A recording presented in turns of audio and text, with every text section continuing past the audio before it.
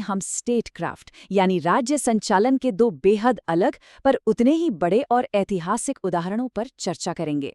पहला है सिक्किम का भारत में लीगल मर्जर और दूसरा वो high stakes US military red जिसने उसामा बिन लादेन को ढेर किया। देखा जाए तो दोनों ही घटनाएं जियोपॉलिटिक्स और नेशनल सिक्योरिटी की मास्टर क्लासेस हैं। इस पूरे विश्लेषण को हम दो डिस्टिंक्ट केस स्टडीज में समझेंगे।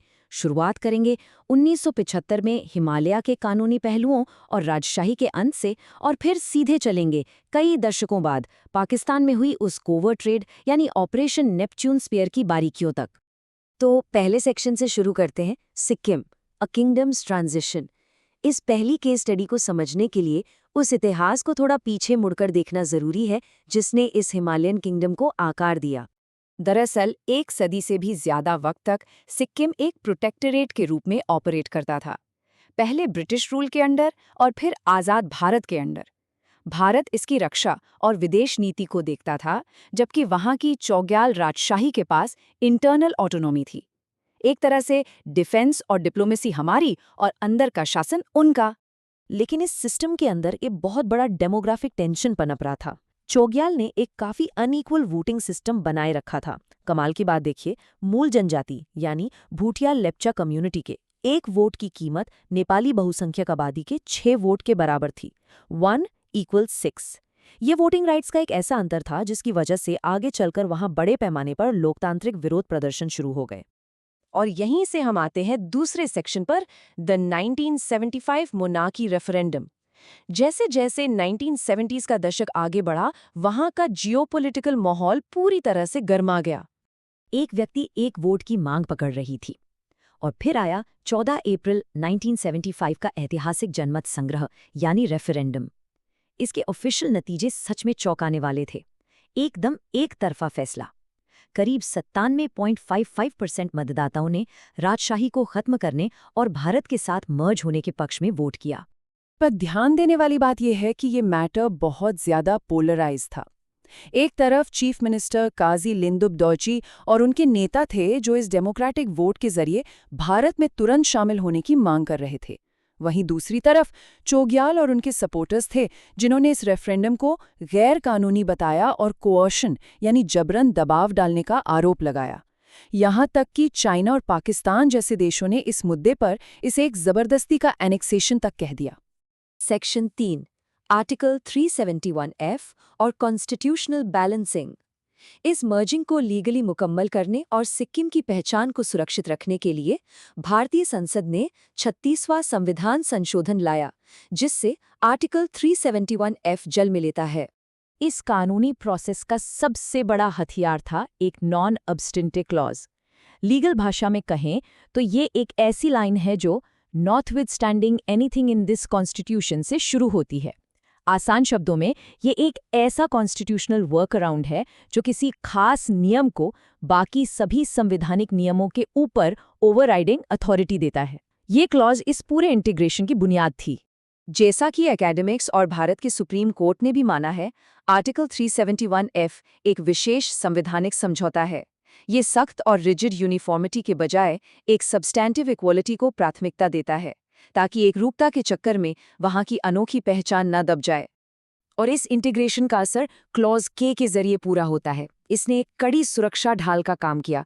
1975 के मर्जर से पहले के पुराने कानून बचाकर रखे गए।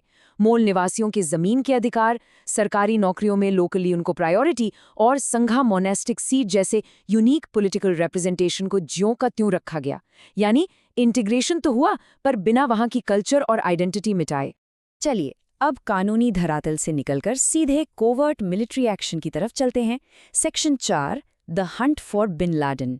हमारी दूसरी केस स्टडी 9/11 अटैक्स की मास्टरमाइंड की तलाश पर फोकस करती है। पर इस खौफनाक आतंकी का एक लंबा ऐतिहासिक कॉन्टेक्स्ट भी है जिसे याद रखना जरूरी है। Farmer British foreign secretary robin cook के मुताबिक बिन लादेन असल में वेस्टर्न सिक्योरिटी एजेंसीज की एक बहुत बड़ी भूल का नतीजा था। 80 के दशक में अफगानिस्तान में सोवियत सेनाओं के खिलाफ लड़ने के लिए उसे CIA द्वारा हथियार और सऊदीज द्वारा फंडिंग मिलती थी। अमेरिका का मोस्ट वांटेड बनने से पहले वो उन्हीं का एक एसेट था। अब इस लंबे मैनहंट के स्टेप्स देखिए। करीब 1 दशक तक चली इंटेलिजेंस गैदरिंग के बाद 2007 में जाकर CIA को बिन लाडेन के सबसे भरोसेमंद कोरियर का असली नाम पता चलता है। फिर 2009 में इंटेलिजेंस ने उसकी लोकेशन को नॉर्दर्न पाकिस्तान तक नैरो डाउन किया और आखिरकार 2010 में लगातार सर्वेलेंस और कड़ी मेहनत के बाद एबटाबाद का एग्जैक्ट कंपाउंड ट्रेस कर लिया गया। बस सबसे ज्यादा हैरान करने वाली बात क्या थी? उसकी लोकेशन। दुनिया का सबसे वांटेड आतंकी किसी गुफा में नहीं, बल्कि एक शांत अमीर इलाके में मिलिट्री एस्टैब्लिशमेंट के बिल्कुल बीचों बीच छिपा था।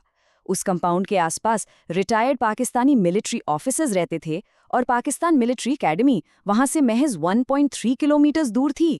सीधी सड़क एकेडमी को कनेक्ट करती थी। इतनी ऑडेशियस और हिम्मत भरी हाइडिंग सच में अनबिलीवेबल थी। यहाँ से शुरू होता है आखिरी section, executing operation Neptune spear. America को डर था कि अगर वहां की लोकल फोर्सेस को खबर लग गई तो टारगेट तुरंत निकल जाएगा, इसलिए एक कवर्ट नाइट रेड लॉन्च की गई। इस ऑपरेशन की रैपिड टाइमलाइन देखिए। 1 मई की रात 4 हेलीकॉप्टर्स अफगानिस्तान के जलालाबाद से निकलते हैं। रात 1 बजे वो कंपाउंड पहुंचे और आते ही एक हेलीकॉप्टर क्रैश हो जाता है। एक बहुत बड़ा सेटबैक। फिर भी ग्राउंड फोर्सेस ने अपना असॉल्ट बिना रुके कंटिन्यू किया और ठीक 1:40 AM पर, यानी बस 40 मिनट के अंदर, बिन लादेन मारा जाता है और उसी सुबह 12 घंटे के भीतर उसकी बॉडी को अरेबियन सी में दफना दिया गया। इस मैसिव मिशन की सक्सेस किसी किस्मत पर नहीं, बल्कि टॉप टियर टेक्नोलॉजी और प्लानिंग पर टिकी थी। स्टेल्थ हेलीकॉप्टर्स का यूज, आसपास के कम्युनिकेशन सिग्नल्स को जैम करना और टारगेट ढेर होने के बाद तुरंत उसकी जेनेटिक कंफर्मेशन यानी DNA टेस्टिंग करना, ये स्पेशल फोर्सेस और आधुनिक टेक का एक फ्लॉलेसली एग्जीक्यूटेड प्लान था। तो इस एक्सप्लेनर के अंत में जब हम दोनों हिस्टोरिकल माइलस्टोन्स को कंपेयर करते हैं तो एक बड़ा सवाल सामने आता है। चाहे वो आर्टिकल 371F जैसा एक डेलिकेट संवैधानिक समझौता हो या फिर बिना बताए की गई एक कवर्ट मिलिट्री रेड, आखिर देश अपनी सॉवरेनिटी बचाने और अपने बेहद जरूरी जियोपॉलिटिकल गोल्स को हासिल करने के बीच वो लक्ष्मण रेखा कैसे खींचते हैं? ये एक ऐसा टॉपिक है जो हमें इस बात पर सोचने को मजबूर करता है कि इंटरनेशनल लेवल पर स्टेट क्राफ्ट और पावर्स आखिर काम कैसे करती हैं। उम्मीद है आज की ये चर्चा आपके लिए जानकारी से भरी रही होगी।